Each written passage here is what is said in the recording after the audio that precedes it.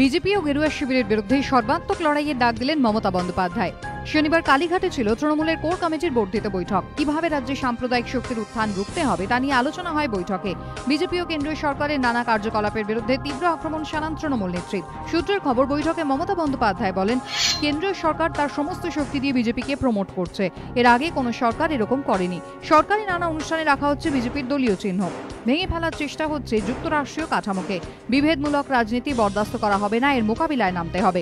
শুধু বার্তাই নয়, কিভাবে গেরুয়া ব্রিগেডের বিরুদ্ধে জনমত তৈরি করতে হবে এদিন তার কৌশলও বাতলে দেন মমতা।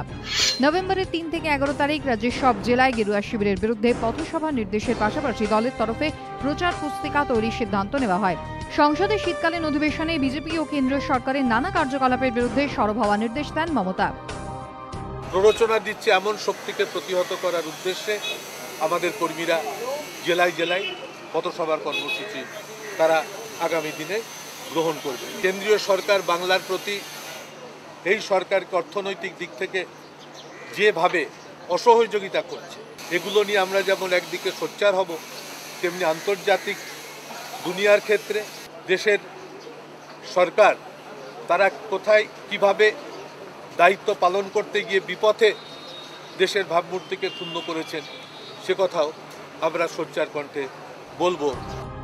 নভেম্বরে রাজ্যের 2টি লোকসভা ও 1টি বিধানসভা কেন্দ্রে উপনির্বাচন। সেই নির্বাচনে আরও বেশি ভোটে জিততে হবে বলে বৈঠকে বার্তা দেন মমতা বন্দ্যোপাধ্যায়। রাজনৈতিক পর্যবেক্ষকদের একাংশের মতে, রাজ্যে বাম এবং কংগ্রেসের ক্রমশ রক্তক্ষরণ হচ্ছে। তৃণমূলের পর দ্বিতীয় শক্তি হিসেবে কে উঠে আসবে তা নিয়ে টানাটানি চলছে কংগ্রেস, বাম ও বিজেপির মধ্যে। অনেকে যেমন বাম কংগ্রেস ছেড়ে তৃণমূলে যাচ্ছেন, তেমনি অনেকে বিজেপির খাতাতেও নাম লেখাচ্ছেন। পাশাপাশি গেরুয়া শিবিরের বাড়বাড়ন্ত। এই প্রেক্ষিতে রাজ্যে সম্প্রীতির পরিবেশ বজায় রাখতে এবং গেরুয়া ব্রিগেডের উত্থান রুখতে এখন থেকেই কোমর বাঁধছে তৃণমূল, ব্যাখ্যা রাজনৈতিক মহলের একাংশের। আশাবুল হোসেনের রিপোর্ট, এবিপি আনন্দ, কলকাতা।